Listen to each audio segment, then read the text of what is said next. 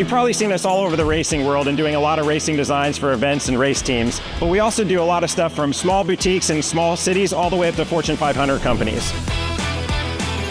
Your brand deserves to be seen. We print on more than just shirts, hats, jackets, bags, and much, much more. Custom corporate branding starts here.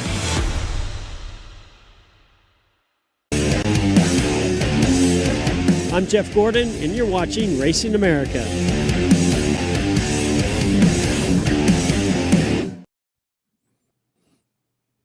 Well, there indeed, we are live. Finally live with a couple of technical snafus over at the High Five. Never technical snafus. Don't say well, that. You know, it happens. Showtime Bobby Chappie right here. Happy holidays, Merry Christmas, everyone. The Iceman, Rodney Rodriguez, that's my man to the left there, coming off a big week there up in the snowy Midwest.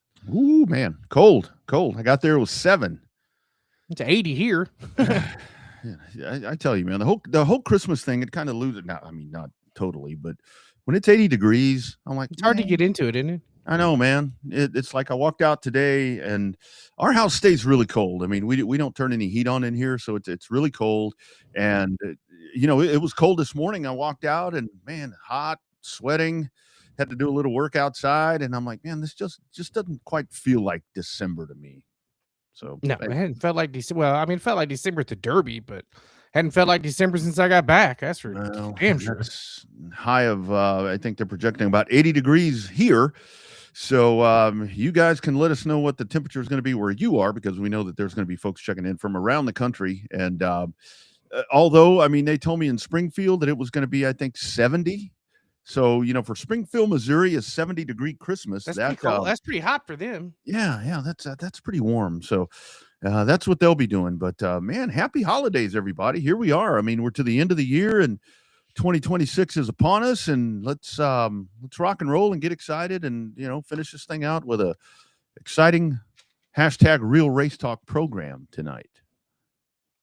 Yeah, well, I mean, it is what it is. I mean, you know, there's lots of stuff to talk about. As I try to working on trying to figure out which microphone or which mouse to use.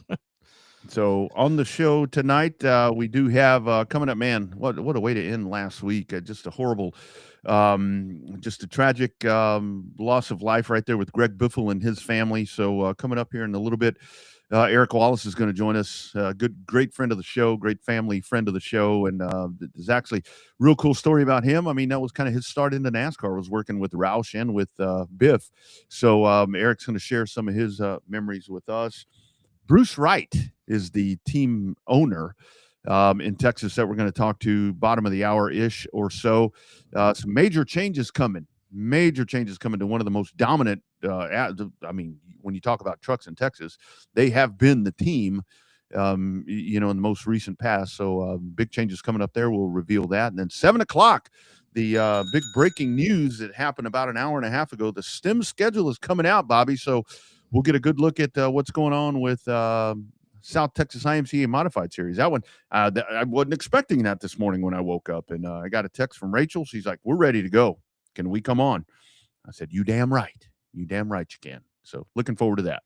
Yeah, I actually for once got to see it early. Yeah.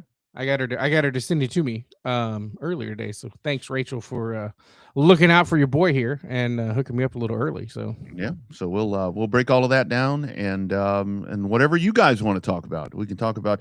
I thought about what would be really cool, but then, you know, it would drag out. We probably have a 6-hour show. Is like, what should every racetrack in the south and central part of this region, what should they want for Christmas? But I think the list would be endless, on and on and on, if we started that, and it would probably get out of control. Number one thing would be an envelope of money. Number two thing, people stop bitching. That'd be the first two things that they want on their Christmas list. And maybe some, you know, weather that's not going to throw, you know, monkey wrenches into everything, but that's just kind of part of the deal. But anyway, just got a text from our man James Cole. Of course, our show presented by On Demand Shirts. That is the official apparel provider of Revved Up, of many people And again, I think that that's one thing that we can kind of maybe wait and do that next week. But I think that one of the things in 2026 was the STEM series is one of them very much. That on-demand shirts really becoming a force in South and Central Texas racing, to where, I mean, they're all over everything, and they're a major reason that tracks are succeeding and series are doing well, because they're really all in. They're not Jerry Jones all in. They are all into doing really cool things, and those folks should be applauded. All in. I thought Jerry Jones was just, knee deep in everything, knee deep in them honey holes. Well, he's knee deep in that. I noticed the other day when the Cowboys are getting set to play, what's he concerned about? Pato O'Ward and Jamie Little with IndyCar. So I guess that answers that question. I assumed that had to be somewhat of a Dallas Cowboy presentation.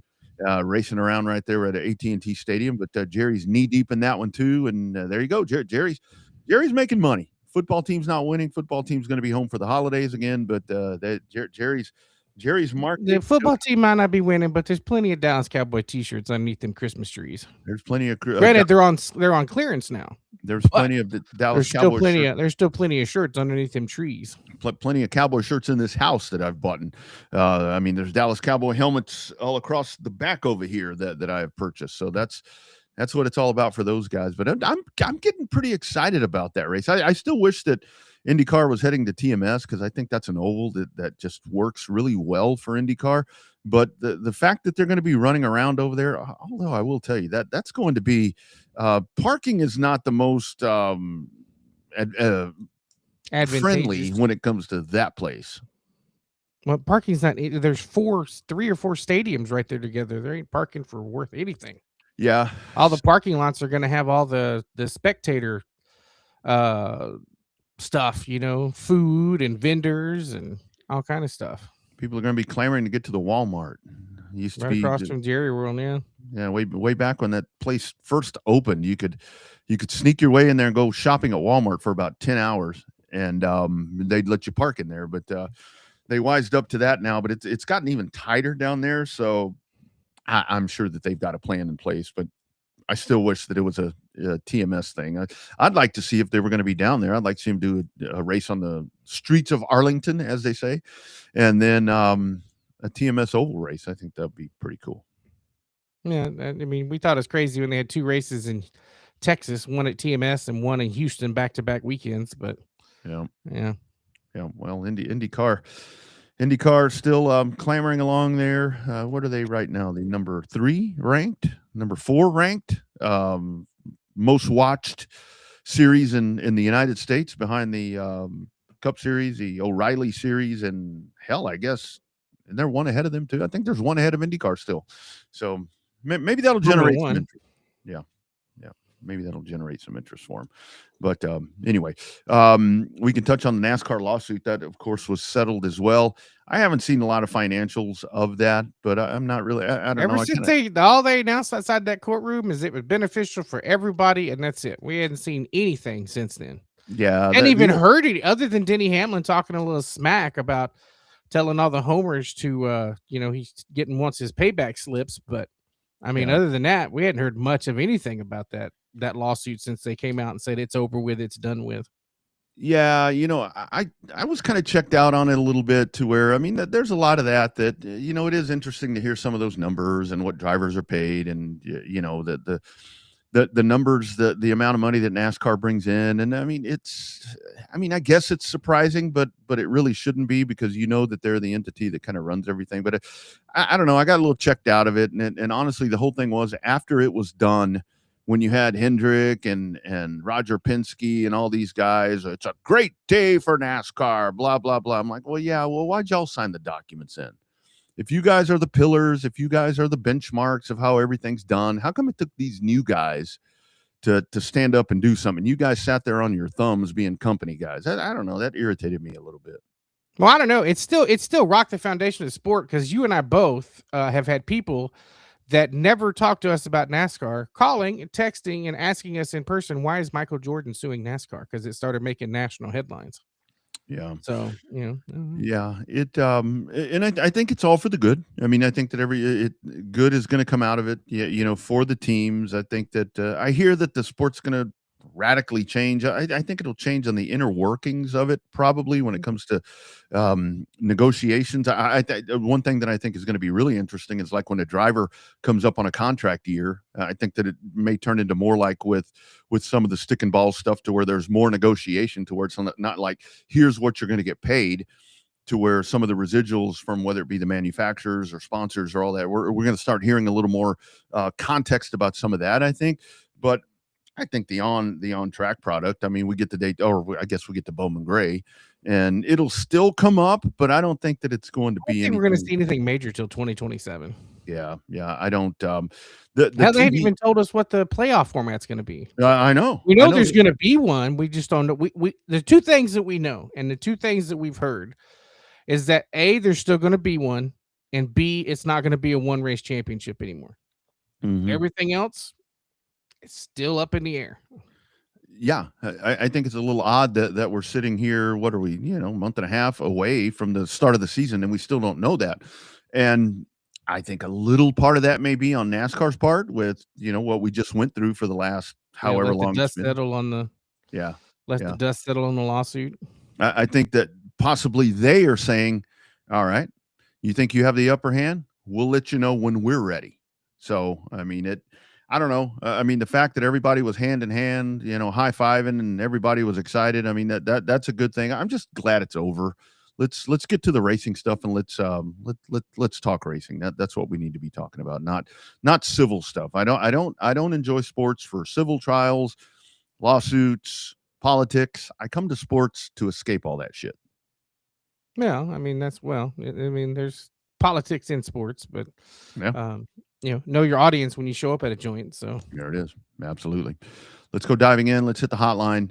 We had the news last week. It was the end of last week. The very sudden passing of one of the great NASCAR. I mean, multiple time champion, multiple series, just a overall great character when it came to NASCAR. And say character because there were different variations of this guy that you would get. It was the Greg Biffle, passing away in an airplane crash along with family members and some other folks. And joining us on the hotline, courtesy of Audiovisual Consultations, a dude that got his start working out with Biffle in the world of NASCAR, is our man, Big E, Eric Wallace. Happy belated birthday, my brother. Thanks, man. I appreciate it. And thank you guys for having me on. Absolutely, man. So you guys go burn the town down last night for the birthday, or are you past those days? I'm past them days. They got the gray hairs and getting a little older now. Absolutely. No doubt about it. They didn't stop us at the Derby that one year, but that was 5 years ago. There's a lot of changing in 5 years. So, you ain't lying. So talk about it, man. Tell us about it. What you been up to lately? It's been a hot minute since Roddy and I talked to you, but we'll get into Biff here in a minute. But tell us about what's been going on in your life, man. Yeah, so we did. I did a lot of late model stock racing this year. We ran at Tri-County and Anderson Motor Speedway in North and South Carolina.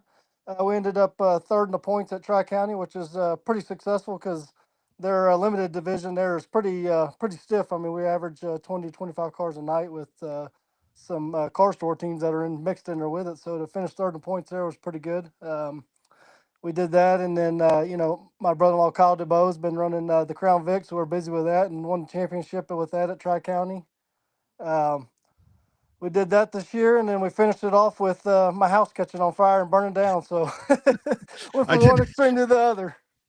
I'm glad you brought that up because I was going to avoid that if at all possible. But so that's a very Wallace move, and I'm going to make light of this because we're family here, so we can joke around about it. That's a very Wallace move that you're out there racing your asses off, and the house burns down, man. That another story for the books there for the great racing family. Man, it's crazy. Like I don't wish it on anybody, and I hope nobody has to go through it because it's definitely been a whirlwind of the last month and a half. But we were actually at the racetrack, and I was actually getting ready to race. Whenever every driver has some kind of ritual they do before they get in a car, whether they realize it or not. But mine is always from my NASCAR days was before I go. I jumped out in front of a car for a living for so many years that mine was always texting my wife.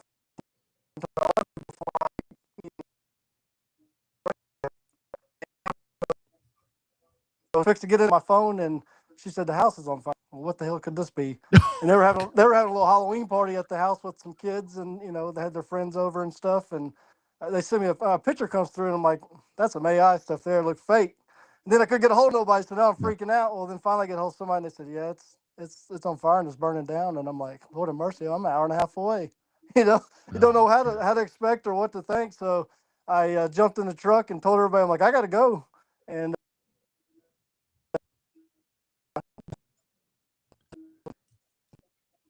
hope, So you didn't run the race. You actually no, left? yeah, we didn't get to run the race. Like it was literally our time was up to race, Okay. and when I saw that, I'm like, I got to go. So when I got there, and I got to the house, there were so many fire trucks. There were 38 fire trucks and 15 tanker trucks of water that was trying to put the house out. I had to run a mile from my driveway to get to my house, and then I get there and I just see all these kids and my wife sitting in the grass just watching this house burn. It's just like I said, it's something I hope nobody ever has to experience. It's horrible. And when I think, I mean, we lost everything when we left that night. The kids had a Halloween costume on. My wife had a Halloween costume on. No shoes, no socks, and got my truck, and that's all. Oh, it's horrible, man. So sorry to hear that. So, but at the end of the day, everybody was fine. You know, kids are ready for Christmas. Everybody's healthy, and you know, things can be rebuilt, things can be replaced, and everybody's safe. That's the main thing. So, just got to look at the positive end of it all. Absolutely. So obviously your year ends on that note, and then obviously last week you get the devastating news about Biffle. Talk about some of the good times you had, because I remember back, gosh, years ago, you and I were both a whole lot younger, and I had to stand on a case of Red Bull next to Sean Pete to be able to be the same size as you guys were at the radio booth at TMS, man. So talk about some of them good old days. Actually, start with how it got started. Like, how'd you end up at Roush, and how'd you end up on that team? Yeah, so I started at Roush in 2007, and just knew somebody that knew somebody and got me into the door. And I basically was up front with them, told them, hey, I've been around racing my life, didn't know much about it, but here I am ready to go. So I started working in the finish fab shop, doing crush panels and hanging bodies and stuff. And at the time, Greg Irwin was a crew chief for Biffle, and they were looking for some help on the road and behind the wall and stuff like that. And I told him, like, hey, I'm willing to go travel with you guys. So he took a shot on me, and that's where I really kicked off my racing career in NASCAR, was on that team. And at the time, I really didn't realize that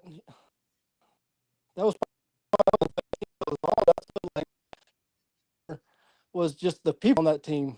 And you don't realize it until later on, until I was thinking about the other day after I heard the tragic news. I was like, man, that was the team. Like from 2007, 2010, like we were family. We weren't just a team, we were family. Like I still talk to probably 85% of those people there all the time. Like we just, you didn't realize it back then. You thought you're just trying to push your way through, trying to make your, become somebody, and didn't realize that those people there, that we were all that close, and it was just such a good team that we had. And we won several races together. And I think we could have done better, but unfortunately, at that time, Ralph Fenway as a whole was struggling, and then they started breaking us up, trying to make the teams better, and it just didn't realize how good that team was back then. Yeah.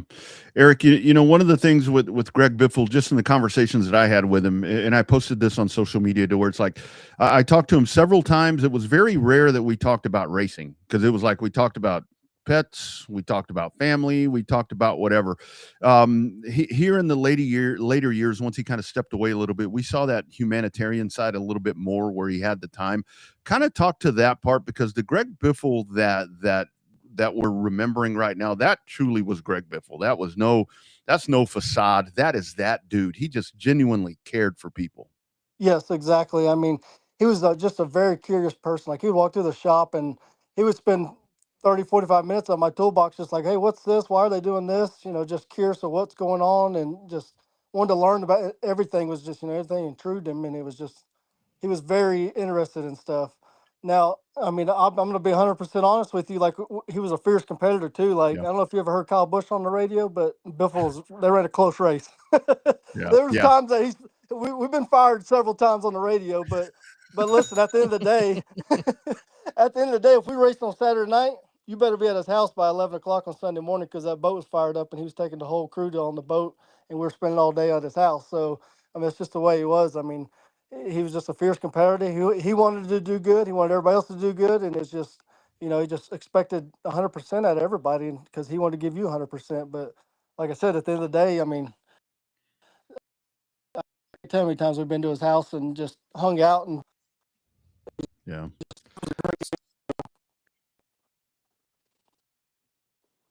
So Eric, I don't know if you can hear me. I may be cutting out on my side. You're probably a little young to remember the good old days that we talk about at Longhorn Speedway, but talk about taking each win with Biffle and with Roush as a whole. Like they always say, enjoy every win like it's your first because you don't know when the next one's going to be. Talk about that. Walk us through some of that mentality. Man, I preach that I preach that to my brother-in-law. I preach that to anybody that wins races, and especially when you get on a winning streak. I'm like, you better act like that's your last win because you never know when your last one's going to be. I mean, I get people tell me all the time, man, when you win in Victory Lane, it's a party. I'm like, hell yeah, you don't know when your last one's going to be, so we're going to celebrate it right. like it is our last one. It's going to celebrate like it's our last day on this earth. You don't know. So I mean, and that's the way Biffle was too. Like I said, we had tons of parties at his house, and especially if we won, boy. I mean, we'd have parties at his house, and then the next day he was taking everybody for ice cream. I mean, it was a week-long thing. So he was taking everybody to the bar on a Wednesday. I mean, it was all week you were doing something if you won a race. And people, it's like a lot of the newer folks that they don't realize, Eric, that with Biffle, I mean, that dude was a truck champion. That dude was a Xfinity, O'Reilly, Busch, whatever you want to call it, champion, and so close. You guys were so close in the Cup Series. When it comes to like the trifecta, where people talk about how that's never happened, in my opinion, that's the guy that should have gotten it. That is the guy that should have had the 3 championships. Yep, exactly. No, I agree 100%. He's just a raw talent. I mean, he showed that when, what was it, 2019 when he won that truck race at Texas and had been in a truck in how many years? I mean, that takes talent, right? I mean, look how many people get in those trucks and can't even get around the track. So, I mean, that just shows how good of a race car driver he was. Absolutely. So which one stands out for you, dude? Is it hard to pick just one, or is there obviously probably the first one is one that stands out with you, but is there one in your mind that you just we got a picture at Pocono up on the screen. Well, it looks like your tall ass is right in the middle of it, right there next to him. Yeah, right there in the middle. But which one sticks out? Because you got one or two that that stick out above all the rest of them. Man, I'm gonna say the first one and the second one. We won back to back, New Hampshire and Dover, and that was the first year they had the playoff races, and we won them back to back, and that was probably the two that stick out the most. And I would say probably New Hampshire, just because at the time Jimmy Johnson was the man. He had won so many races that year, and we passed him with, I think it was like 9 or 10 to go, and Biffle moved him a little bit, and when he moved him, Jimmy had moved him back or something. Well, I up until my house burned, I had a picture. Biffle's got his hand out the window, giving him the middle finger, and the car sideways, and we won that race. And it was so cool because Biffle had that picture printed out on and put in a frame for everybody. And that was just, always thought that was the coolest picture I ever had. No, man, that's great. I remember one time it was at TMS, and it was probably kind of a homecoming win for you. It was just a breezy ass night. And it was just nonstop. I think there was one caution out of 334 laps, and that was for a hat that had fallen out of turn number 4. And Jimmy Johnson was smoking everybody's ass. And here come Greg just slowly getting there, knocking a little bit out each lap. And then he finally comes and wins the race. I think he led like the final 100 laps or something like that. You remember that one? Were you on the team then? No, I think I'd moved to a different team at that time, but I do remember that race. Yeah. Eric, you kind of mentioned something there. I mean, it is a team. This is a team sport. And I know that everything has kind of evolved now where there's a lot of moving parts and pieces, but you guys, you all become family, but it really does take where you have to, you really feel kind of talk about, so you make that move over there, you become part of the biggest motorsport in the country. And then you have essentially Greg Biffle is the leader. I mean, because that's the guy that you all are working for. Talk about working with a guy that just embraces people, because that had to be for you. I mean, you were very young at that. I mean, not that you're old now, but you were very young at that point. But to fall into NASCAR or to work your way into NASCAR and then get into a situation like that with a dude like that, man, that had to really propel your career forward. Yeah, and like I said, I was young at the time and didn't realize that that was my stepping stone, and that's what really made me successful as NASCAR was, somebody like Biffle that expected 110% out of us. And then you had, Greg Irwin. I mean, look, we even had Marty Lindley was on the team with Yeah. me. He was a front end mechanic at the time. There was just so many good people on that team that I didn't even realize that I surrounded myself around that made me, you know, successful in the NASCAR part, just as far as not just working on them, just as a person in general, as a hard, nosed racer. Uh, and that's what that made that team successful. Was it wasn't a bunch of engineers. There was just a bunch of racers on there. I Yeah. don't like to bash NASCAR or anything, but the last 5 or 6 years has kind of been engineered based and pushed and just became more corporate and politics involved. Where back then it was just racers. We were all just there to win, and Yeah. and that's what the thing was. Biffle pushed us to win races. Yeah. I think you touched on something right there it's kind of like the discussion about the good old boys are gone, and Marty still being the crew chief in the O'Reilly series and won all those races with Connor Zillage. But I think deep down, some of those the good old boy mentality and some of that stuff will outthink a computer every day when it comes to analytics and stuff on 2 tires, 4 tires, when to pit, when to not pit. So I think that it's gone a little bit, but I think that good old boy mentality is still there with a couple of these old school guys. Oh, I agree 100%. I mean, you think Marty Lindley's got any engineer experience? No, he's just a racer.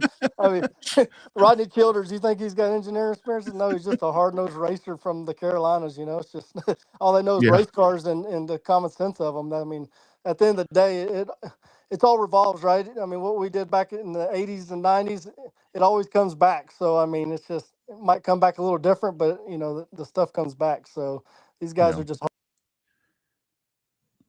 Absolutely. Yep. So lastly for me, Eric, I mean, kind of to sum it up for you, Greg Biffle, in just a few words. I mean, you hear humanitarian, you hear hard-nosed racer, and that's a whole thing, because those are 2 very different extremes. I mean, the lasting memories that we have of him obviously was during Hurricane Helene with the tremendous work that he was doing there. Not for fame, not for anything. He was doing this shit, and people happened to figure out what he was doing. Let's kind of sum up what Greg Biffle was. Other than just a badass car racer. Yeah, no, like I said, he was good at people. He put his money and try to help people. He didn't, just try to, to keep it all to himself. He tried to help. He had animals to, the hurricane deal. I can't tell you how many businesses he had to try to help people. And I mean, that just shows that he did that. Shows where he was at in his people, and that's where he was at. And I mean, if he, with him dying, I think he would say he was successful in what he wanted to do. I mean, he wanted to help as many people as he could, and that's what he did.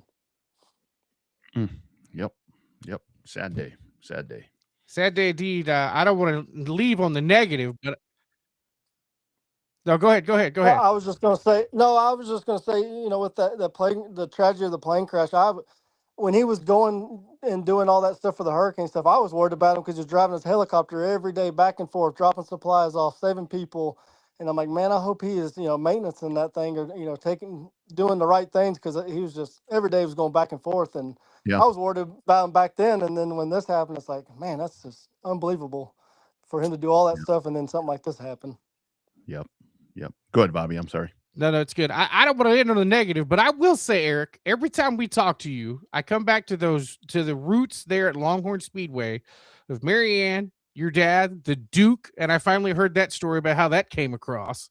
But it's always good to see that next generation of racers come along and make good of themselves. And I know we've told you that before, but we're always just so damn proud of you guys, you, JC, Bailey Curry, Caden Honeycutt, all you guys that we remember from, you put your heart and soul in it since you were kids, and it's just kick ass to see you guys still kicking ass today. So with that, just because I know you had a hell of an end to your year here, so we're proud of you, I dude. appreciate it. Yeah, no, thank you very much. I appreciate it.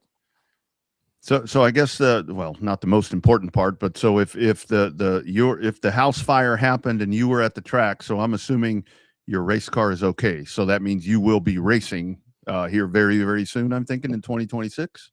As soon as we can get this house built, yes, sir. You know, my All right. dad is itching to get that thing out there. That's why I brought that up.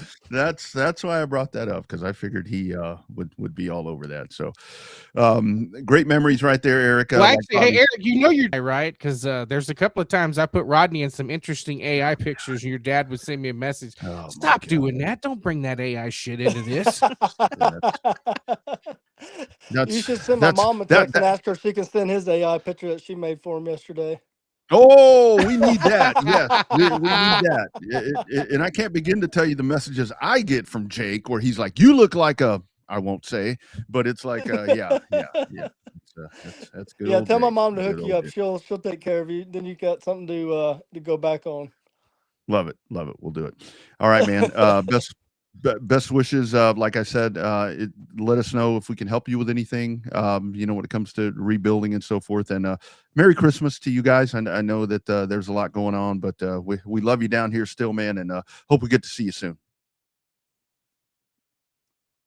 Thanks. I appreciate y'all having me. And like I said, keep the Biffle family. And then Nicole, his ex-wife, that's terrible that, that was her. And everybody in our prayers. And like I said, I appreciate you guys. Absolutely. All right, man. Be well. We'll talk to you soon. You bet. There he goes, Eric Wallace, and that was his start. I mean, think about that. You jump into the world of NASCAR, and you're working for Greg Biffle. That man, that's really, really cool. Really, It's a great story. I mean, I love it when we get the kids on.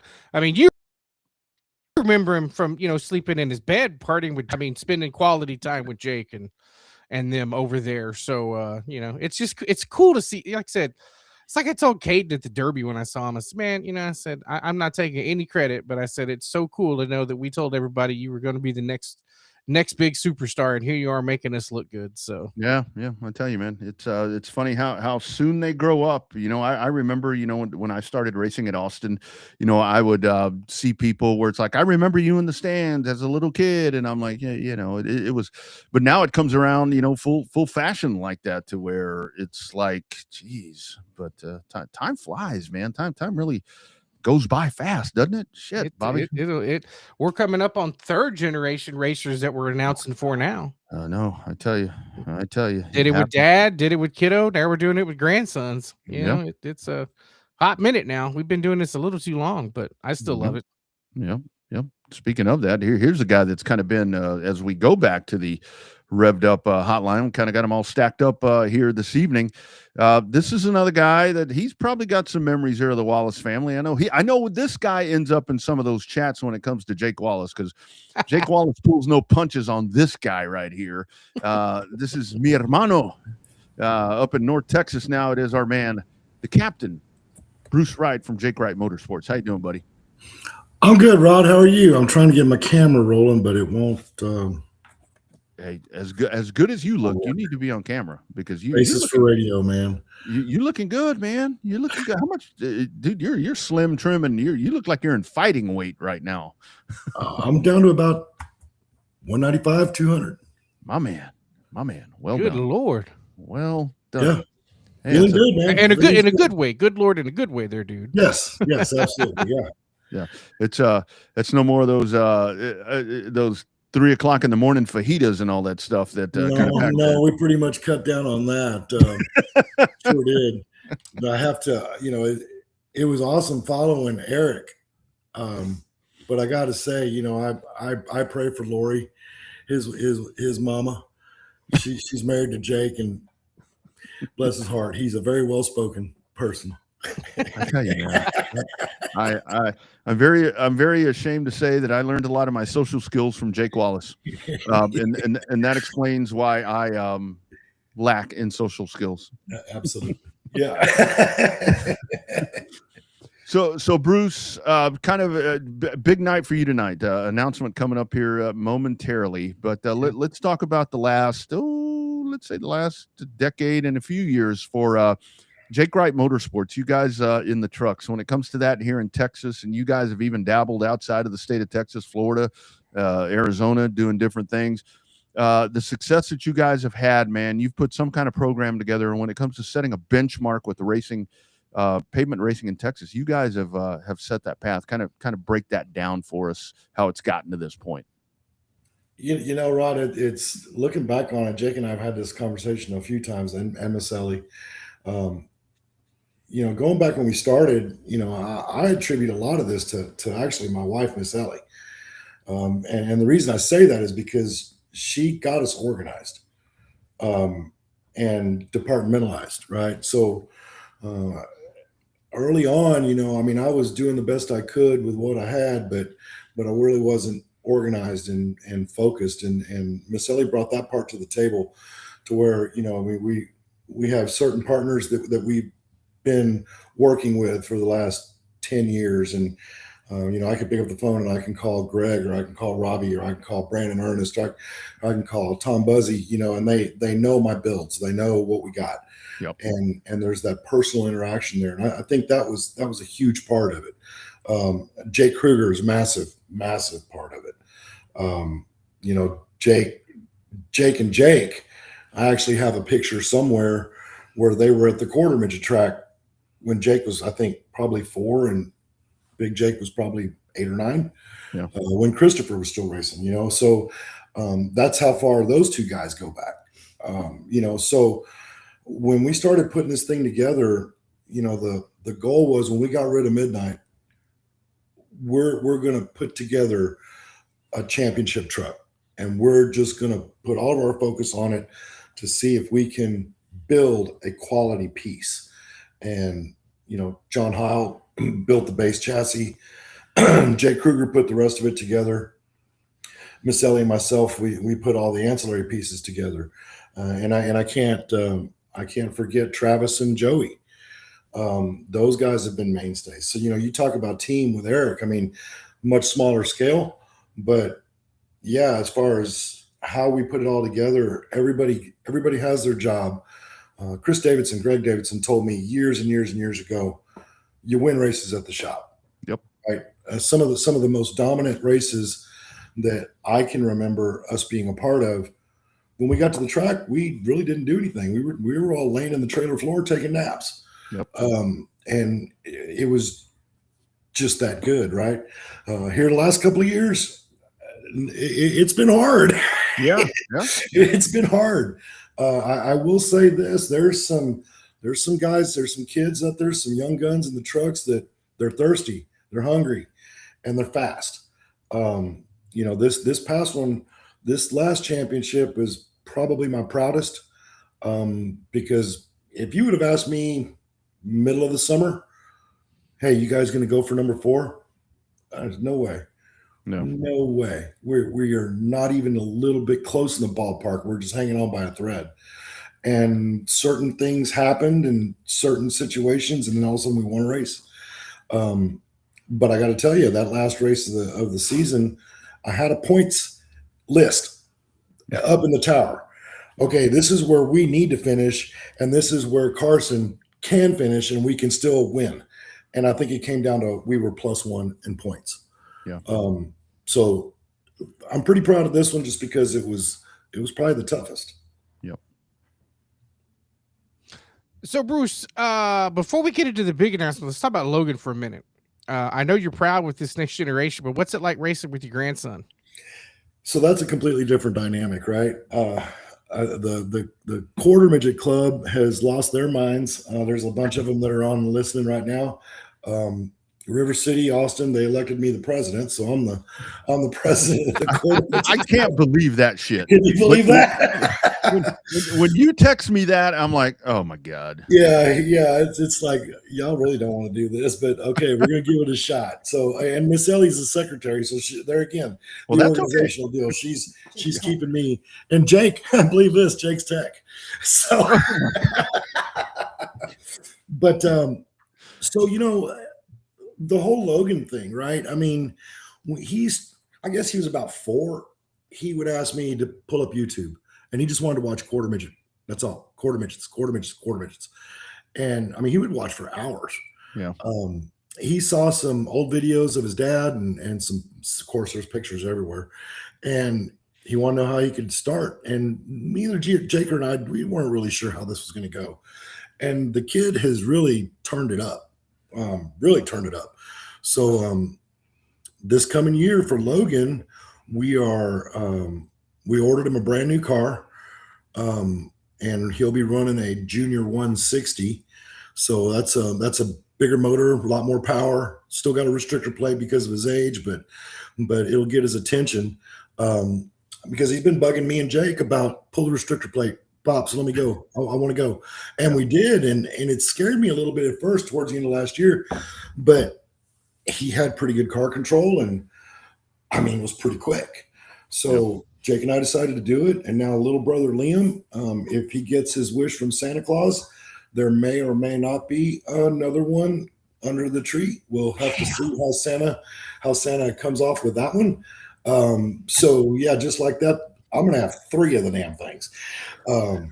And another sidebar of breaking news, I got contacted through NASCAR Youth Series that they're hosting a national event at Circuit of the Americas hosted by the Austin Club, and that's going to be May 7th, 8th, and 9th. So that's during it's a sports car weekend. Yep. It's not Formula One, it's not NASCAR. But from what I'm understanding, they're gonna set our racetrack up somewhere in the middle of COTA. I'm not exactly sure what the layout looks like yet. Love it. So yeah, I'll be down there that week of May helping the NASCAR Youth Series and everybody get set up. So we're looking forward to that. A lot of big stuff on the quarter midget side, and that kind of ties into what we're going to talk about here in a little while. Yeah, and that really, that's a great segue, dude. You need to have your own program here because you built that up perfectly. I can't figure out how to turn my camera on, so that doesn't work. Hey, that's okay. That's totally okay. You're doing a great job, man. So that being said, Jake's going to be busy. You're going to be busy.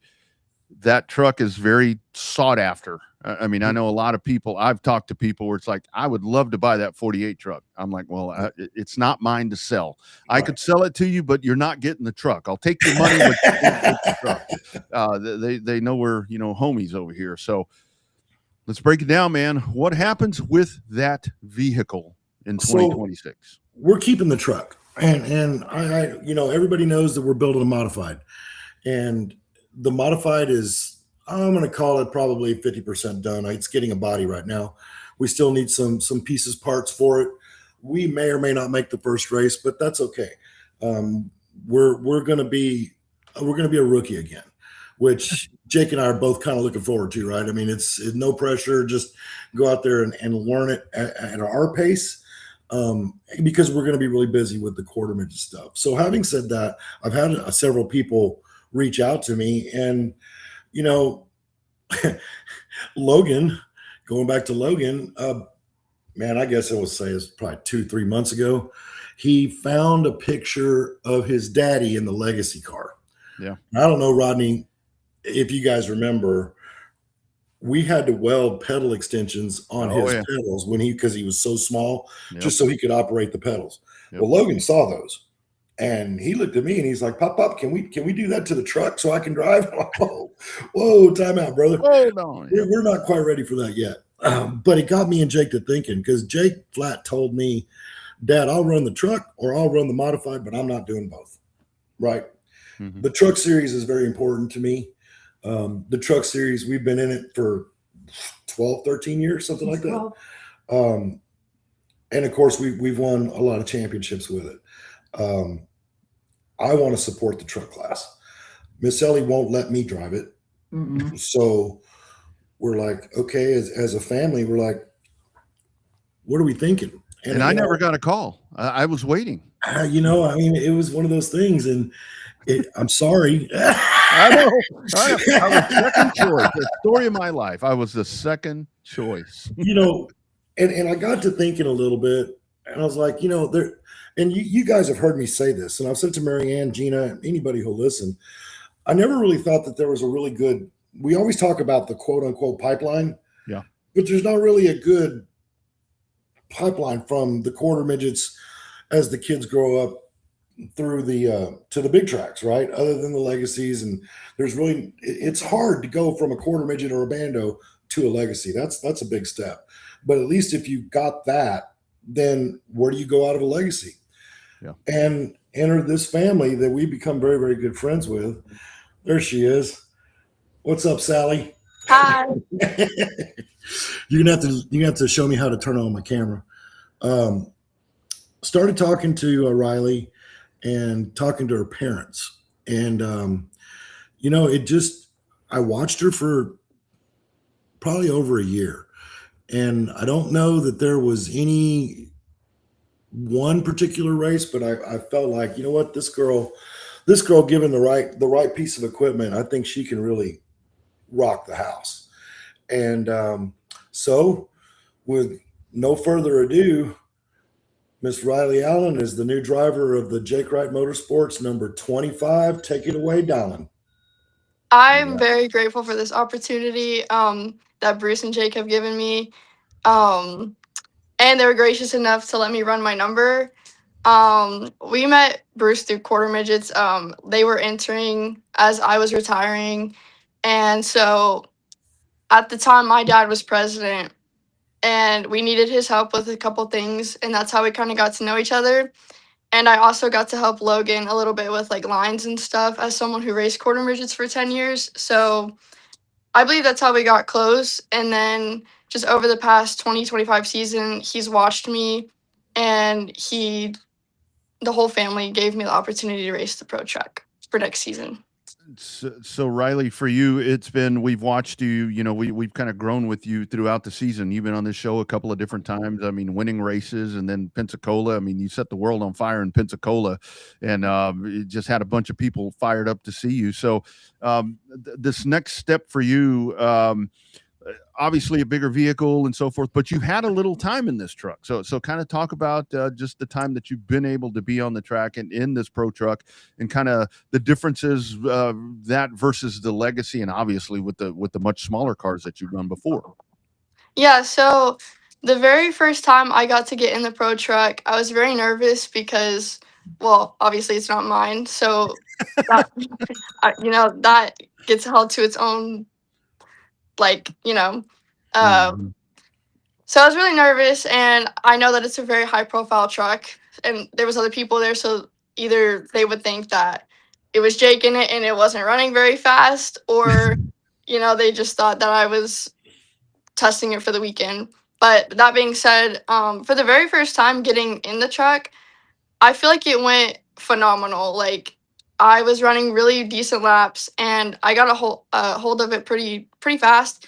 And coming from a legacy, it's much different. It's a lot more power, obviously, but the legacies don't have power steering. So it did take a while for me to get used to that, but it's definitely a lot more fun than the legacy. I bet. Hey, Rodney, does anybody else know what you texted me about the other day? No, and I didn't know that legacies didn't have power steering. So Riley, stay on the line with keep an open line of communication up there with Hot Rod up there, because he's going to be needing your help here coming up in the next. I don't know, next 6-8 weeks. He'll probably be getting some tips from you about a breaking news that you won't know till after the show. My mouth has overridden my ass once again, believe it or not. But anyway, so for that, Riley, when it comes to, I think that one of the things that makes us even cooler, and Bruce, you can chime in as well. I mean, Riley, it's been a good year for you at Houston, and this will originate there at HMP, and I'm assuming it'll be a full campaign there at Houston. You're really good at that track, and I think how does that help the confidence level in moving up, even though that it is a totally different genre that you're going into, but you're really damn swift at that racetrack. Yeah. So this year. Well, the beginning of the year was a little rough. It started off pretty rough. But during the summer, when we got the chance to go down to Five Flag Speedway, it really turned around from there. I got my very first podium in the legacy. And then after that, we were just getting podiums left and right. And then even at Mobile. And then I got my very first win back at home. And then after that, I felt so confident in the legacy, and the fear of anything bad that could happen just totally disappeared. And I believe that has really helped with practicing in the truck. So that being said, I am a little nervous to run the truck, knowing like the drivers that are out there, but I'm definitely not as nervous as I would be if I didn't have those wins in top fives and top threes under my belt already. For sure. Well, and so one of the things that Riley and I have talked about is realistic goals, right, for this year. You know, top fives. Let's shoot for top fives. Let's shoot for, you know, finishing races and staying out of trouble. You know, if we can contend for a win, let's contend for a win.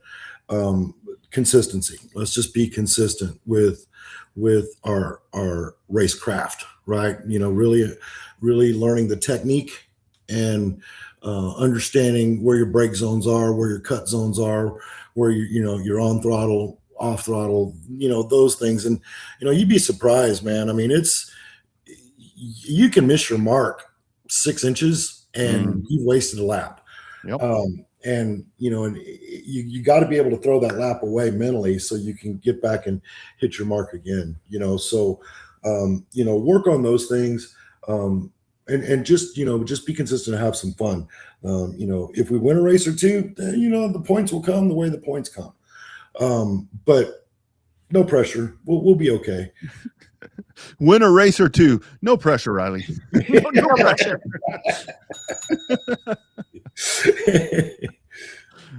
You know, I mean, when it comes right down to it, though, talking with the family, there's quarter midget ties. And this is what I'm really passionate about. You know, their family spent a lot of years in quarter midgets. You know, I grew up there. Both my boys did. We're doing it again. You know, supporting the truck class, supporting HMP, supporting the little cars. I never ever thought that I would be wearing this hat here, especially at this stage of my racing life. And yet here we are. So, you know, I'm really looking forward to 26. It's going to be busy, but it's going to be a lot of fun. So Riley, for you in 26, I guess it is. Yeah, 26. I keep seeing the truck 25. So 26. So will it be any legacy stuff? So will that go to the side? I saw that the micro's gone. So what? And you didn't clean the tires. I saw somebody posted right away. You didn't clean the tires. Come on, man. So will it be just strictly trucks for you, or will you do other stuff when you're not behind the wheel of the Jake Wright Motorsports number 25? That's weird to say. So we do want to continue to run the legacy when we can. We're not going to be so hard on local points, but we definitely want to go back to Mobile. And if Five Flags has another race with us on the schedule, then we definitely want to go back there. Just really racing when we can, when it isn't going to interfere with a race weekend with the truck. Mm-hmm. But yeah, the micro is gone. I had a year of dirt under my belt. It was fine, but pavement is my strong suit, and we just couldn't really do both anymore. So I went ahead and chose what I was better at. And the person who bought it is also a retired quarter midget racer from RCQMA. So it's good that it went to someone that we know very well. Love it. So Riley, put it on your schedule now. You might want to keep your options open on March the 13th and 14th. Just so you know, we'll have some more breaking news about that particular date later. But just keep your options and openness open there on March the 14th. Okay.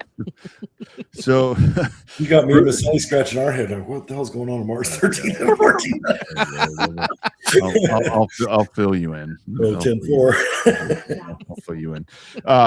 So guys, this doesn't happen. And again, Bruce, I love what you're doing here to where, because I knew if you guys were not going to be actively competing, I knew you would never sell that truck. I knew you would not. The pride that you guys have put into that thing, I knew that piece would stay with you guys. And I love how you're, you know, offering this to Riley. That kind of stays right there in the group. So, sponsorship. Do you guys have partners on board? I see some stuff on the livery right there. Livery is fancy for paint scheme. Yeah, but, you know, and we talk about that, right? So none of this stuff happens because I'm independently wealthy, because I am not.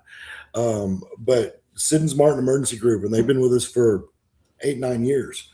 LT Division showed up on the scene, I guess it was last year. And they're a staffing company that staffs, they temp service for trades, like, electrical, mechanical, HVAC, things like that, and just an excellent resource of talent. If anybody out there needs that type of talent, get with me. I can get you some manpower, no problem. And then, of course, my favorite lawyer, the Moore Law Firm, right? Those guys, they've been with me for the last 6 or 7 years. But none of this happens without Kruger Motorsports, BMF Shocks and Chassis, Robbie White Race Engines, Spring Carburetors, Buzzy Performance, and Ernest Performance. And, even though they're our partners and I pay them, I still feel that it's necessary that those guys get as much credit as everybody else does, because without those guys, none of this stuff happens.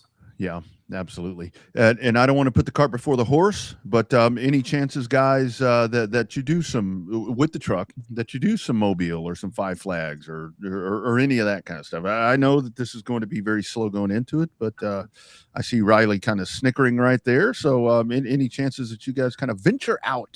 It's possible. I'm not going to never say never. Let's just see how it goes. Yeah.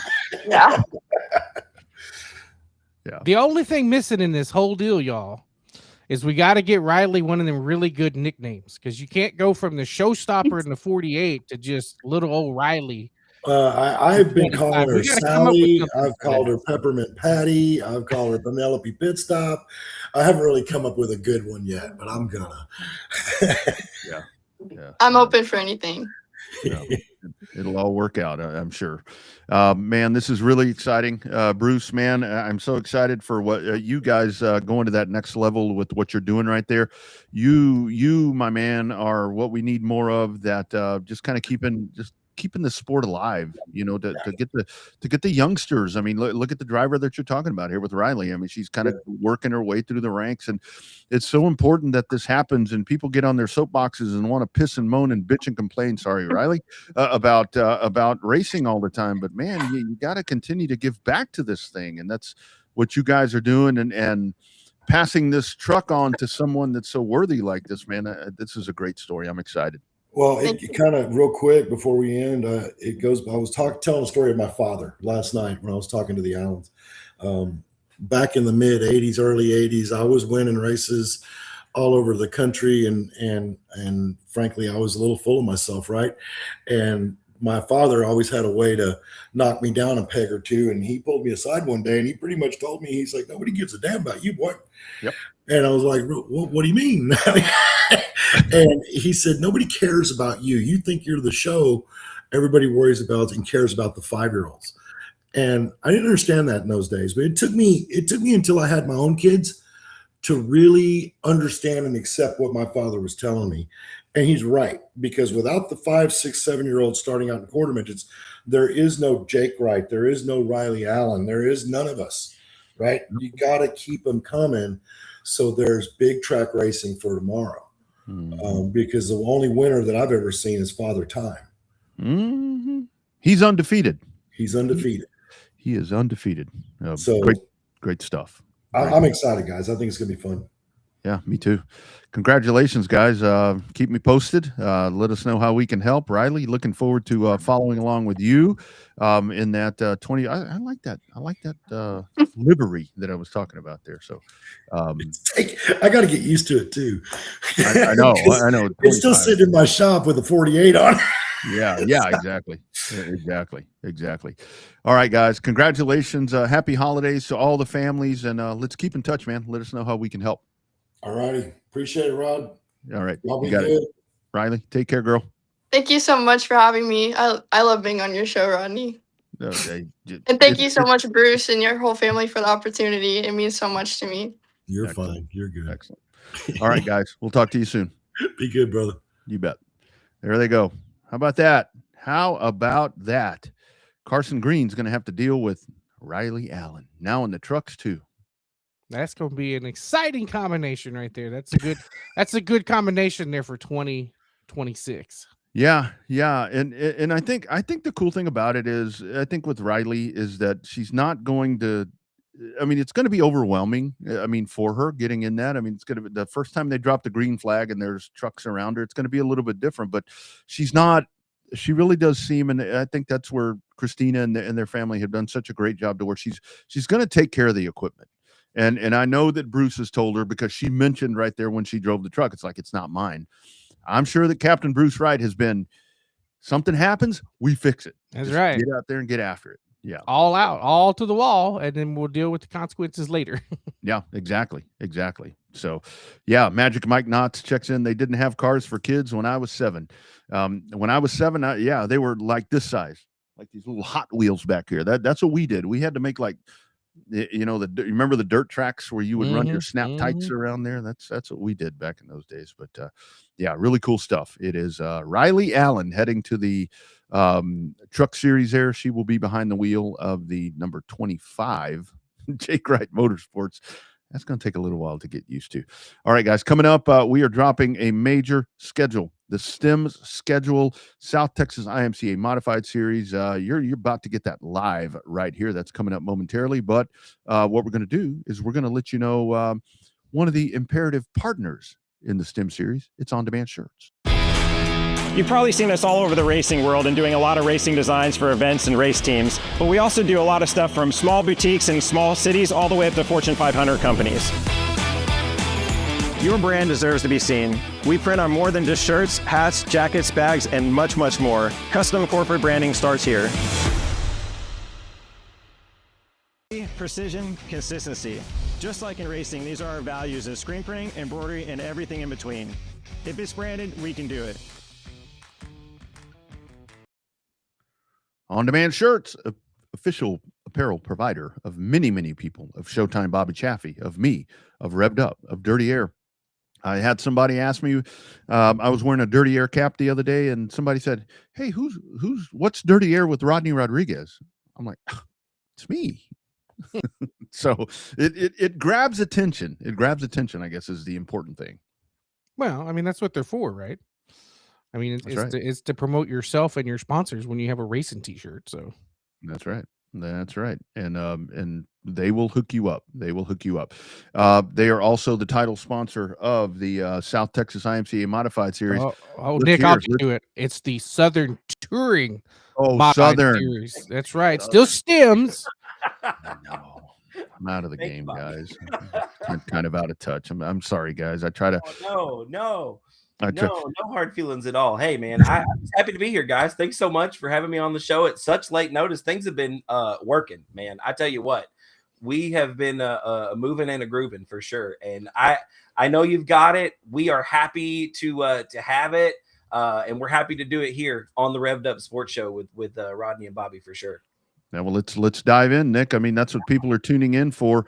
The much awaited schedule has come out for the. Southern. There she is. Yeah, there it is. There she is. It's been a lot of work put into this thing, man. I cannot thank, first of all, Rachel and James for working with me. I'm new to this promoter hat, Bobby. I know you've worn it before, Rodney. I know you know what this is all about.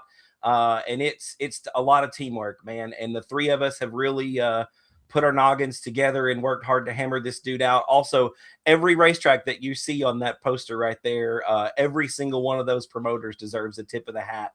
One, for running a racetrack in 2025 and doing it again in 2026. That itself is no small task. But two, for taking a risk on a series that is ambitious and looking to grow, and backing that full, 10 toes. They're all behind us. And we've got a lot of stuff going on here that we're real proud of for sure. Absolutely. You got to say, I was only privy to the first event opener. It's the only thing I knew, right? Because I was very happy when the powers that be down at Texana wanted to double check, make sure I was going to be there for the 13th and 14th. So, it's a good mix of tracks. You've got to, I'm partial to Texana dates, but I really like what is happening with the doubleheader Friday night at Waco and Saturday night at Cotton Bowl. I think logistically that makes more sense than going from north to south. I think that's a quick rear end change, and they're Yeah. ready to go. So talk about trying to make that work. I know you had some guys that were really interested in making that happen. Yes, we did. And I'll be honest with you guys, the number one was James Cole himself. Like, he has been from the get-go of the three of us getting together and trying to work this thing out. His whole thing was, I want drivers to have good value for their dollar. They work hard, they put a lot of money and time into these race cars.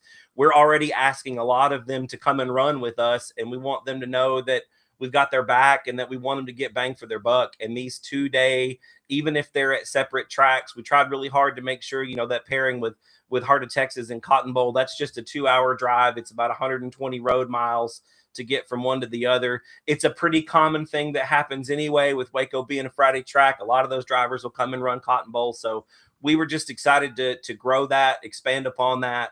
And we're just really excited to see all this come together. We've been literally working since the end of October to put this dude together. It's been very fast paced and a lot of moving parts. There are still a couple of TBDs there. We are working. I will say this, we're working really hard with 2 other new tracks. We're looking to have 4 brand new tracks to the series this season. I can't quite say which 2 we're working with right now, but we are talking with 2 different new tracks to the schedule. So that'll bring us, 3 new tracks this season altogether is what we ultimately hope to have. And we're very excited about what this looks like right now. And Nick, the one that is listed right there, April 25th at 105, I think that is such a great get right there, because that market right there is one where we're kind of 105. I call Waco the equator when it comes to like Texas. But capturing a racer at 105, and I don't think weather's going to be an issue. I mean, that's a really good date. Kind of talk about the 105 thing there, because that's a market, I think, where you're going to pull some dudes in, and it's going to add to your regular roster of drivers. Yeah, I want, again, shout out Joey at 105. And I should say this would bring us to 4 new tracks if we can get those 2 locked down for that July weekend. But yeah, Joey at 105 has been a big help. He's taken a big risk. They're not an IMCA track. They don't have a lot of IMCA mods that run there on a regular basis, or around there really on a regular basis. And really just want to thank him again for giving us a show, taking a risk. But I think you're right, Rodney. I think the time of the year is right. We've got a good break on either side of that date. And I have heard personally from a dozen or so drivers that have been like, why aren't we going to 105? When are we going to race at 105? Got to get a show at 105. I'm going to be honest, boys. That's the only track in the state that I have yet to announce a race at. So I'm just looking to fill in the card for the state right there. There you go. There you go. Very excited about doing that and being there. And again, Joey has been just a great help and a willing racetrack and a willing promoter to work with us and make something happen. And again, all of the folks that I've spoken with from Marianna Cotton Bowl, David and Amanda there at Heart of Texas, Ray and Mike at 37, Cord and Monty at Texana, and Chris and Harry up at Rocket have just really worked really hard with us to make this thing come together. It's been so fast paced, and it's especially the last 48 have just been a whirlwind of like making it happen, because we had this wild idea to release it now with y'all about 48 hours ago is when this came about. And we've just all been nose to the grindstone. I can't say enough for James and Rachel. They're both, especially James, has just got so much going on. Rachel has a lot going on behind the scenes that so many people know nothing about, the work that woman does in this sport, in this industry. And I'm just a face, honestly. I just get to come on here and talk about it, but they do a lot of work, and it's really been fun to make this thing happen. Absolutely. I felt bad. I texted her about the schedule to see if she could send it to me a little early so I could see it. And I was like, oh, wait, you're back off the boat, right? She's like, yes, I'm off the boat. I didn't want to bother her on the boat. So, no, I think it's a great schedule. I got to look at it, and I was really pleased at the number of tracks, and they're spaced out enough to where, you got a guy that can come and run, or gal can come and run a couple of races in the beginning of the year to see how they fare. And then if you got a guy that's out of points for his local track, has a couple of bad races in the beginning of the season, here's a perfect schedule to kind of come and cherry pick to make your year. Yeah. You got national points on the line, you got regional points on the line, you got state points on the line. Like this is a great, it's a great standalone series, but it also is turning into the perfect supplement for the series for the guys that want to run for those big time points. And I think that's what we're really excited about with this, Bobby. You hit the nail on the head. I mean, you see, we're running that very last weekend there at 37. That is the final weekend for IMCA points, for national points. So if someone's like, dang, I need another couple good races to get to my, my 50 that they take my points with, we've usually got good full fields, and the competition is stiff. So if you want to get, full field points, that's a big one right there. Ray and Mike were really big in making that 2-day show happen. And I think that really these tracks that are working with us and helping us give the racers that value for their dollar. I mean, we've got a few racetracks on the schedule where we've got 3 shows. We've got 3 shows at Cotton Bowl, 3 individual dates at Cotton Bowl, 3 at Texana, 3 at 37. Those are really the core tracks that have been with us pretty much since day one. And hats off again to those three places. They're fine facilities, fine promoters, and I can't thank them enough for making this happen and for taking this risk and for getting us there. 3 shows out of a season is a big ask, and they're more than willing. All of them were on board from the get-go. Yep. Nick Robbins dropping the STEM schedule right here on Revved Up tonight, pre-Christmas edition. I do want to ask you about the one date in there, the Rocket Raceway Park date. So that one there, I mean, I love, because folks do, it's like expand, they're wanting a bunch of dates in North Texas and all that, but I love what you're doing right here. And then you do it at the Mize Memorial. Talk about that part. You get in on that part of the program, you get on that card. They're going to lay you guys out a really nice picnic basket right here and you show up on this night. And I think that it's kind of a perfect storm of good, like the location of Rocket, the timing of the weekend. That is right before Supernats in Boone. Yep. That is going to be a good time for drivers who are, especially Texas drivers or Oklahoma drivers that are going up there. They've got new pieces. They're looking to shake something down, as one last hurrah, just to make sure that everything is right before they go to Boone. And again, it's a big, important race in this state as well. And I've had the privilege to be a part of several Mize Memorial races. I was at the very first one at Grayson County Speedway like 10 years ago at this point. And it's really, really a special race. It's near and dear to my heart. I've been away from it for a few years, and I'm glad to come back and be a part of it. And again, Chris and Harry taking over Rocket and making that place work and keeping it alive. And we're just happy to be a small part of it. A big show for them and hopefully a big show for fans. We're looking for things to just go really well there. It will be an increased purse, as you can see there. I don't know exactly how much. That really just depends on marketing partners and stuff like that, and drivers and fans coming out and supporting it. But if I know anything about Chris and Harry at Race On and Running Rocket, like, they are promotional masters. They are going to make this thing happen. It is going to be big. They love racing in the state of Texas, and they support dirt track racing in so many ways that so many people don't even know about. And again, I'm just happy to be back a part of the team and make this thing happen, man. It's going to be great. Absolutely. So 2 things, 2-parted. Number one, I will behind the scenes is that a lot of people were asking me during the off season for Texana. They requested 3 things. They said stems, sprint cars, and late models. Well, luckily we got 2 of the 3. Working late models in South Texas is a hard get. It is. But I love the fact that stems will be with us 3 times. That Texas 2-step to open the season is going to be a lot of fun. And then I was going to say that the 37 race, I think, to start the season with those IMCA the guys that are coming down in January, I think that's going to be a good way to go support the season start. Even though it's not a stems race, right? It's a good way to get introduced to the state of Texas drivers and stuff like that. Absolutely. And there are, as you boys well know, there's some big IMCA names that will absolutely be coming down for that. There were some big ones here last year. Ray and Mike have got a good little show on their hands, and I think there's going to be some special stuff coming out that aren't maybe public knowledge just yet. That's going to be good stuff coming in the next few weeks for that show. So or a couple of weeks, I say it's coming up soon. So keep your eyes peeled for that. That showdown there at 37 is going to be a big one to start the year. I'm excited. I will be on the mic with Chris Workman for that show. Very, very happy to be a part of that. And big thanks to Ray and Mike again for having me out and inviting me to come on down. I'm just real excited with how this thing has turned out. I know I've said that a lot, but it's real. It's palpable at this point. This was a big hurdle for James and Rachel and myself. And again, these tracks have really just come in clutch and really, have just wanted to work. There's been, I don't want to say clamor is kind of a crazy outdated word, but it's really felt that way. Like everybody has really been calling and asking, hey, when can we get you? What does the schedule look like? Cord and Monty really wanted to be first. They spoke up early and got that show locked down. I've been talking with Ray. He wanted to kind of end the season with us as well, and was very instrumental in agreeing to have a 2-day show and put that thing together. What I think I love the most about the mentality that we've had is it's really teamwork. It's communication. Yeah.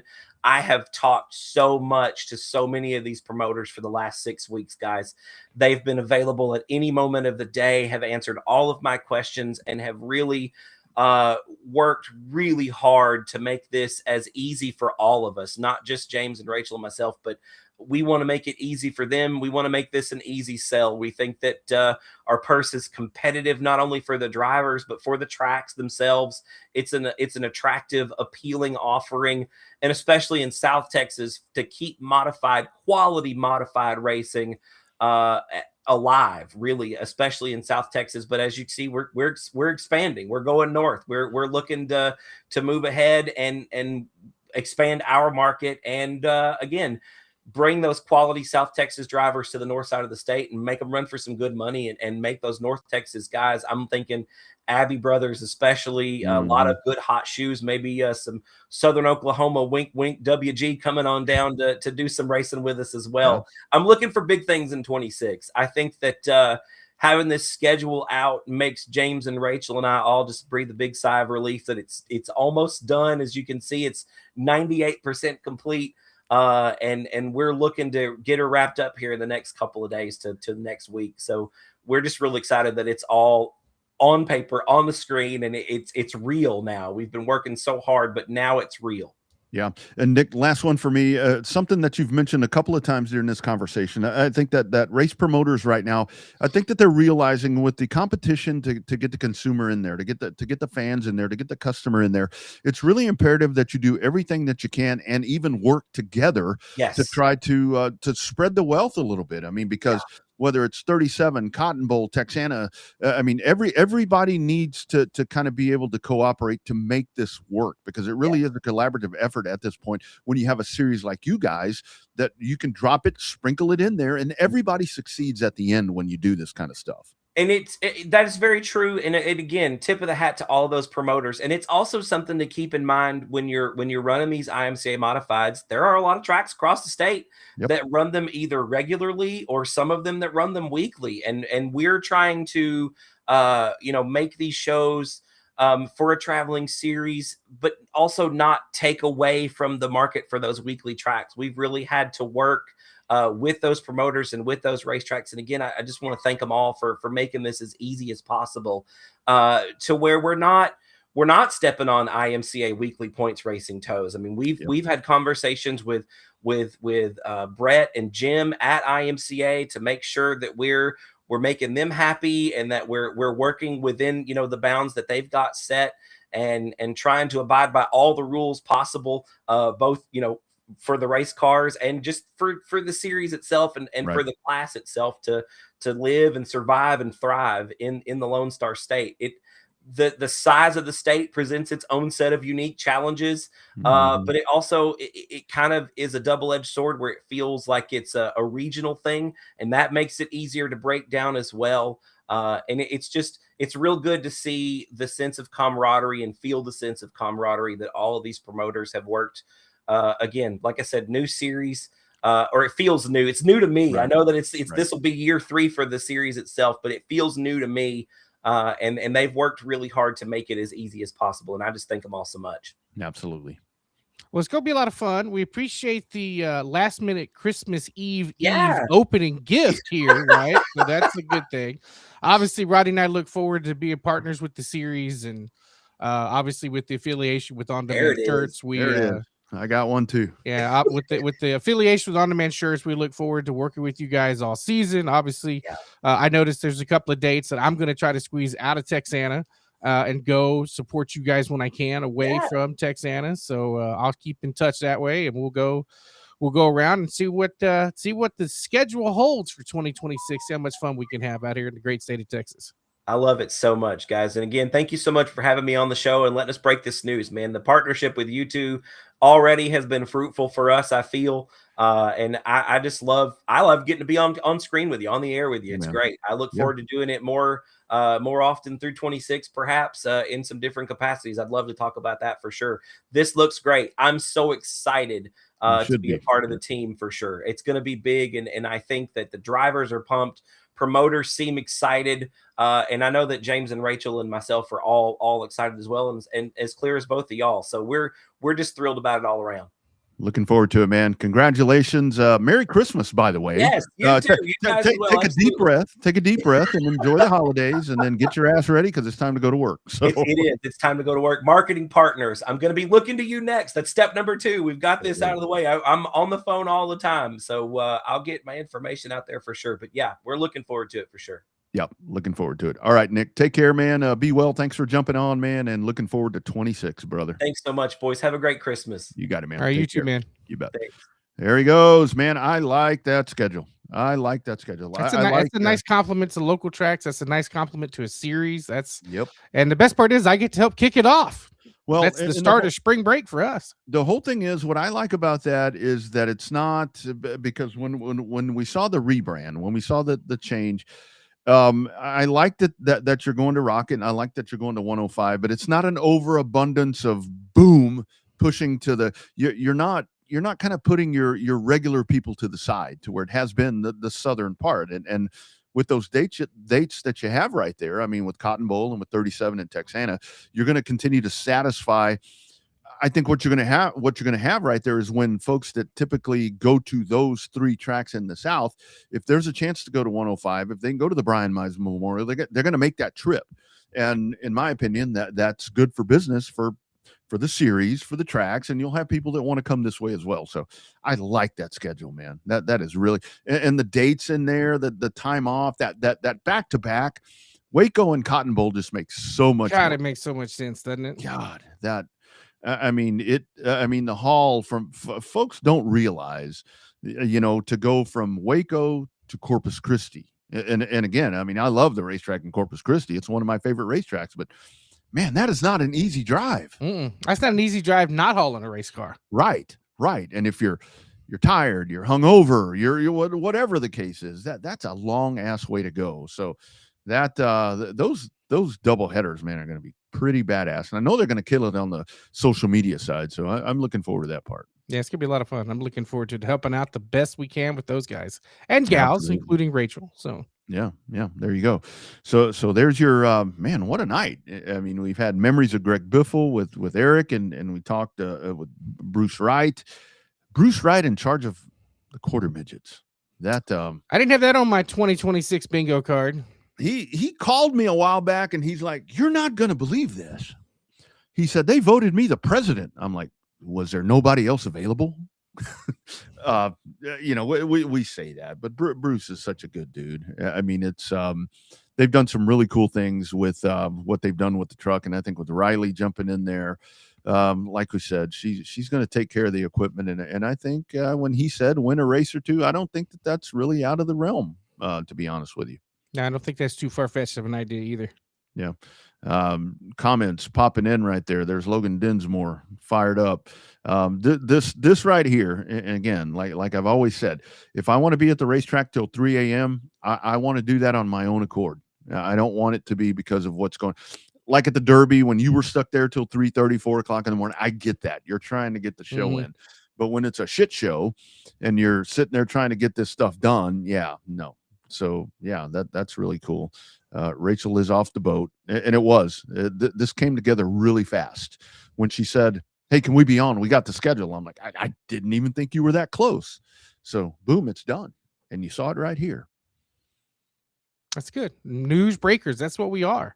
News makers and news breakers. If it's your first time watching the show, don't forget to check out the socials. Revved Up Sports Show on RUSS, Revved Up Sports Show there on Facebook. We are at Revved Race Talk on X, as well as the YouTube page. It's Dirty. What is it? Dirty Air Media. You know that one. I think so. Something like that. Something like that. All the information, the hub of everything, RevvedUpSportsShow.com. Go there. It'll take you to everywhere that you need to be. Take you to everywhere. Yeah. We're trying to get up the number of subscribers to the YouTube channel.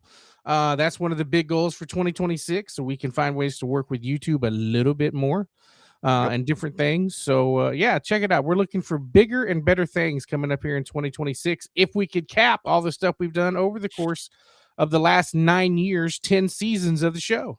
And speaking of that, so next week, we will have almost next year.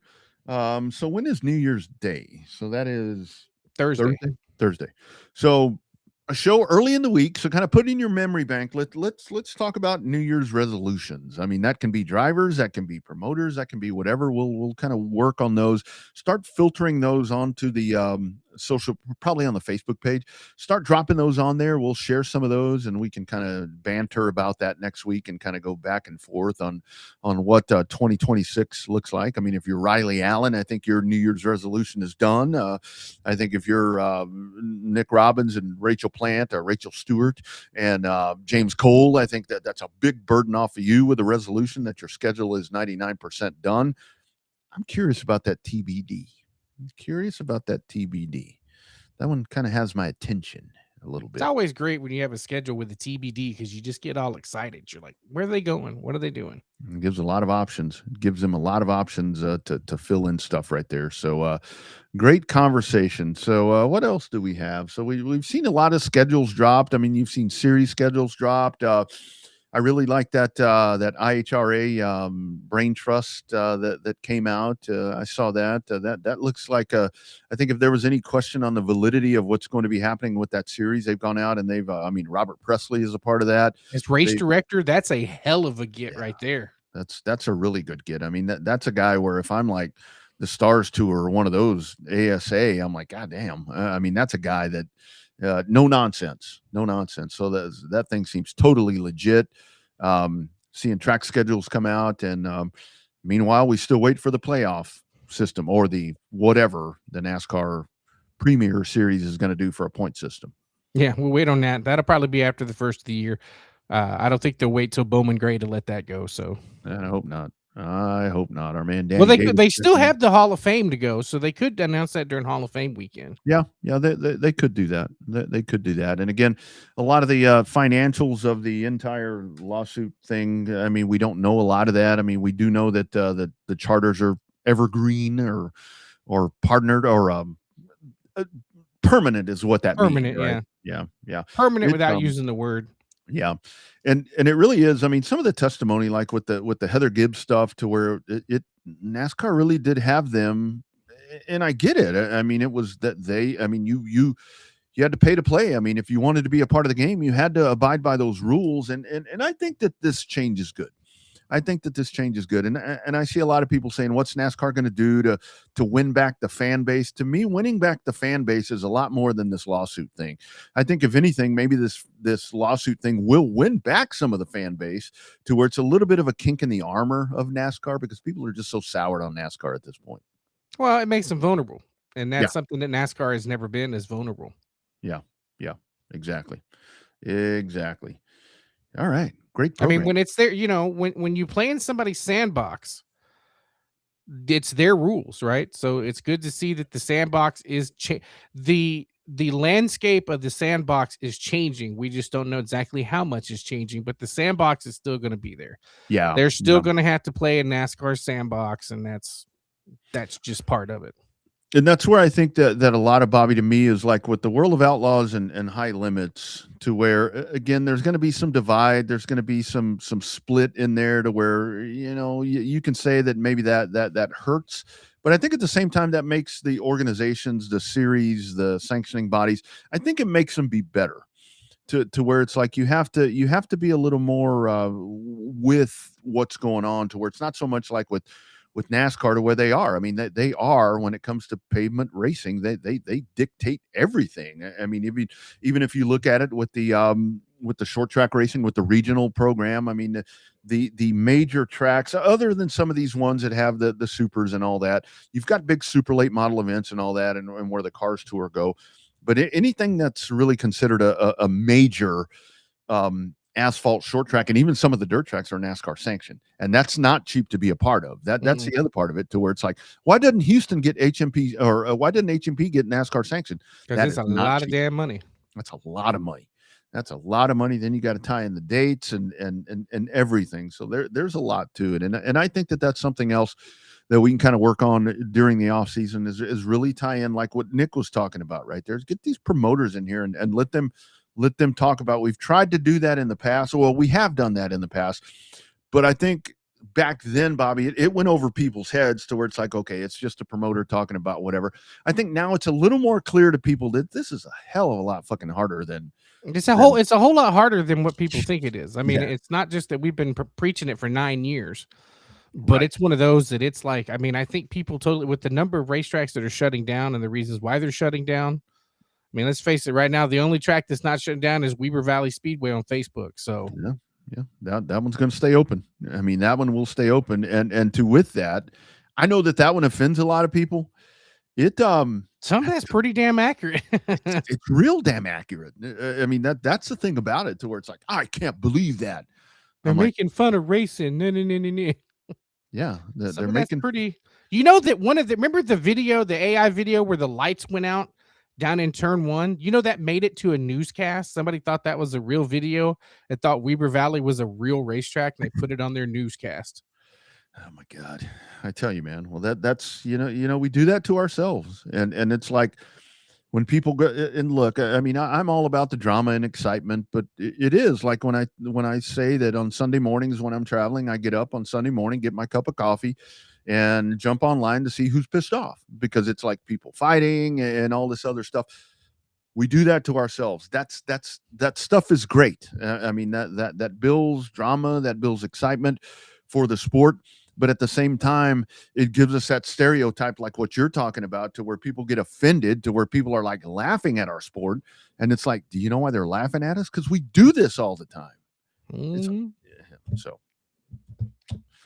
anyway, Chili Bowl up to, man, I saw the entry list. The Tulsa Shootout's up to record-breaking numbers. Tulsa Shootout, man. It's they're getting ready over there, getting ready to go. So that'll be the first one to get us going. But at UARA, I mean, I know that Ricky and those guys, they've got some shit coming out of the box in January, to where it's very little time off, whether dirt or asphalt or asphalt. You got New Smyrna, got the Red Eye at New Smyrna. Yep, the Super Southern Series. So there's lots of stuff happening right now. It's time to get going. But do take this week and kind of enjoy the magic of the season. I'm much more in the holiday spirit this year. Like I said, I didn't even put any lights up. Oh, dude, I didn't. But Humbug Holiday put your lights up. But. Yeah, 8334 Humbug, humbuglights.com. If you're looking to still get that done. And you know what? I got a text today. We'll be there on January 5th to take that down.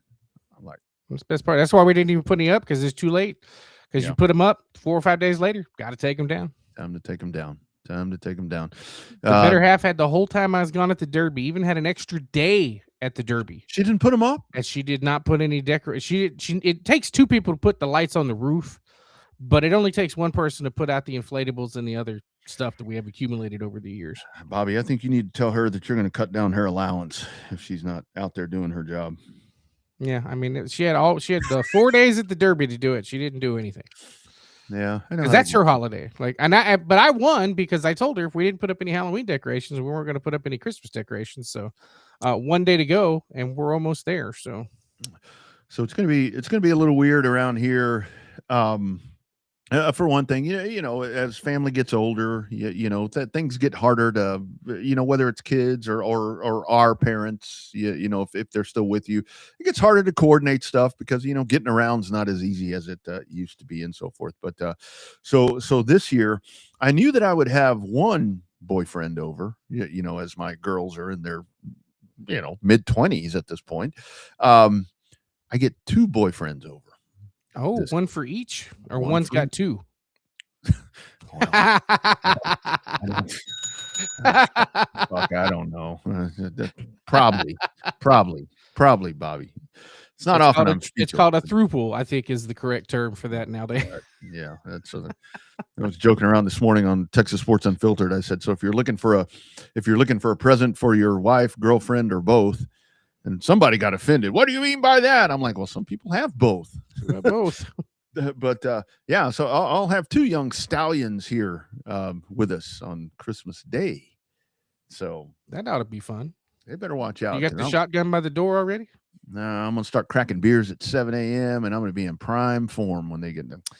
Both good dudes. I know them both well. So they have. Is it the same dude we met at Super Bowl for one? Oh yeah. That dude's a lot like me. That's the one that we kind of, it's like just a good old boy. Gotcha. Yeah. The other young man, he's a little more, it's night and day. It's night and day with the 2 of them, but the girls are night and day. Yeah. Oh yeah. Well, they're both Caucasian, but what I mean is they're very different personalities. So, yeah, that'll be me on Christmas Day, entertaining 2 young stallions over here with my daughters. Oh, and there's a Cowboy game on Amazon Prime that you get to watch during that time too. Oh shit, that's right. I'll be up here in the studio, so they'll be doing their own thing. So, all right, that's good. Makes it even better. Yeah, helping you out. Always helping you out, brother. Always 3 helping you games. out. 3 games. The NBA's got to be thinking, man, this is our day. This is our day. Our season starts on Christmas Day, and you NFL people are putting the Cowboys on, for crying out loud. Doesn't matter if they're in the playoffs or not. Everybody watches the Cowboys. Some to watch them win, most to watch them lose. Yep, and they do that well. But bowl games galore. You'll have some bowl games. I'm getting ready for. I'll have post-game duty on the 31st, middle of the afternoon, for the Cheez-Its Bowl, Texas and Michigan. If Texas has anybody left. Yeah. What'd you think of playoff this weekend? How about them Sooners? How about them Aggies? Yeah, I'm a group of 5 guys, so I was disappointed all weekend. So, oh god, it just means they'll get their own playoff. You need your own playoff. I mean, that really that fixes a lot of things, and I don't think that the G5 should be rewarded. Congratulations, come on out and get blasted by Oregon. Yeah. They'll end up getting there. And really, I was thinking about it today, even though this is a racing show, we'll talk a little football, is that you could still have the exact same TV package you have now, because ESPN and some of the other sports leagues, they promote G5 on G5 games, right? They have conference deals with the G5 teams. You could still have your G5 teams playing your Power 4 teams and allow the schools get a little bit of, a couple of million for those ass whoopings they get. But then when it comes down to it, ESPN will be able to showcase some of those playoff games, and it's going to be just like the FCS. Yeah. You're not going to have to wait for the bowl games. You're going to go after Thanksgiving weekend, boom, playoffs start. Yeah. Boom, home team, better record, home team. Next round, better record, home team. Have a neutral site for the national championship for the G5 and call it a day. And 2029, I think, is when that happens. And I heard, the whole thing is because some people are, up in arms about the bowl system and so forth. And you've got a bowl going on right now to where it's Western Kentucky and whoever, and it's a good game. Although there's a guy laying flat out on the ground right now, so that's not a good thing. But I heard something this morning to where, what do you do with the bowl system? And I really like this idea. Is our man Aaron Hogan? Not that I sit there and listen to the competition, but I do like to listen to the competition to hear what they're talking about. But he was talking about, here's how you preserve the bowl system, to where you take like Labor Day weekend when the season opens, make that kind of bowl season to where your opening games are you get some really good matchups, and that's where you do your bowls. I mean, whether it be the Cotton Bowl or whatever, and have really marquee matchups. But the whole thing with that kind of defeats the purpose of, you've got Notre Dame's not going to play USC anymore, because that's detrimental to, playoff chances. So if you could just structure, I say it like it's easy, because it really is, like what you're talking about. You see it in some of the other series of college football. Just have a playoff system. Do what the NFL does. The NFL, it just plays itself out, and you get the teams that need to be playing each other. And that's kind of how that works. But yeah, Bobby, they don't change that for a reason, for us to sit here and talk about it every freaking year and sit here and have these discussions. Yeah, well, Tech and Oregon will be a good game. I think so. We'll see if the old a little concerned about Tech's lack of offense, maybe, but we'll see. It's good defense. My cousin Rodriguez is pretty damn good on that. Right. On that Tech defense. Yeah, he learned that from me. Yeah. But anyway, So, I don't know. We'll see. We'll have another discussion on it another year, I'm sure. that's it. Next year, when they change it to 16, we'll be all pissed off that 17 and 18 didn't get in. Yeah, So, exactly. Yeah, every year. All right, man. Great program. So what are you guys? I've told you what I'm doing. I'm entertaining my, I guess, future son-in-laws. Yay me. What are you guys doing? We did Christmas with my sister last night because her and her husband are going up to Waco to spend time with his family, which is fine. And then they're going to Colorado for a couple of days after that. And then I don't know what Elizabeth wants to go to Sonic tomorrow because apparently because we wouldn't get tomorrow is the anniversary of the day that I proposed. Oh, Like you proposed at Sonic 22 something years ago. No, we got to Sonic and then we went to the city park there in San Marcos. And a long story later, I ended up proposing. So she always likes to go on Christmas Eve day. She likes to go to Sonic. And then even though today's the 99-cent corn dogs, but today'd have been the day to go. I know, right? I'm a cheap ass. So I still got to find her some more gifts. Apparently she got me 3 and I've only gotten her 1. So I got to do a little bit of last minute shopping tomorrow. Damn. So she got 2 footlongs that day. Yeah. Nice. Well done. Yeah, so we got to do that tomorrow. And then I guess I'm assuming Sunday morning with the in-laws and Sunday afternoon with the in-law family. And then who knows what's going to happen after that. Yeah, I got to do some present wrapping here at some point. So may do that tonight or tomorrow. Or hell, maybe early Christmas morning. I mean, I'm off. I have a bonus day off today and Friday. Yeah, or nice. Tomorrow and Friday. Yeah, nice. Absolutely. Perfect. Well, you guys have a great holiday. Enjoy your Christmas. Take a little downtime right here. Put this racing to the side. And by all means, let's all just get along for a couple days. Let's not debate racing. Let's not debate other things that we debate all the time. Let's just kind of enjoy the Christmas spirit. Like I said, I'm more into it this year because I miss Thanksgiving, being on the road. So yeah, I'm very much in the Christmas spirit. Although I will say on Sunday, Tracy's in there wrapping gifts and doing different things in the front room, and I'm watching football, and she's got Christmas music blaring, and she's singing Christmas carols, and I'm like, shh. I had to have the Sirius XM channel playing holiday music last night on the way to my sister's. There you go. Kind of calms you down a little bit, right? No, it annoyed the hell out of me, but the happy spouse runs the house. Yes, indeed. All right, you guys, enjoy your holiday. We'll do this again next week, Monday or Tuesday at some point. And we'll do New Year's resolutions to get us ready for 2026. Breaking 2026 news tonight with Riley Allen heading to the trucks and the 2026 STEM schedule. We'll get all that up onto the socials. So, Bobby, you guys have a great holiday, man. I love you guys. And I know this year's been tougher for you. So just know that I'm thinking about you and everything. And man, looking forward to next week and a great 2026. Oh yeah, I got a whole bunch of fireworks. I went to a fireworks warehouse and got a bunch of fireworks at 70% off, Nice. and still spent almost $200 at 70% off. So we're gonna light up our buddy's neighborhood. So a penny saved is a penny earned. That's right. What they always say. All right, you guys, we will catch you next week. Hashtag Real Race Talk. This has been the Revved Up Sports Show. Catch all the archives and so forth. Every social destination is at revvedupsportshow.com. Be sure and jump up on there. Since I didn't kill the stream last week, I do have to, or week before, whenever that was, I do have to ask you, did you find the aforementioned vehicle that was you and I were discussing after I forgot to turn the stream off last night? Oh, well, my internet sucks. You cut out. I'm assuming you meant the tire. Yes. Yeah, we finally got that worked out. Yeah. Okay. Yeah. All right. Good deal. It did not have the locking nut on it though. That was a good thing. But I did have to call in reinforcements. I needed somebody with a bigger air gun and a bigger breaker bar. So nice. The nut was too big. That's right. It was on there too damn hard. I think it was cross-threaded. So yeah. Too thick. All right, you guys have a great week. We'll do it again next week. Monday or Tuesday for sure. Monday or Tuesday. You're right. Showtime Bobby Chaffee down south. I'm Rodney Rodriguez up north. Be well. Merry Christmas. And we'll see you next week on the Revved Up Sports Show.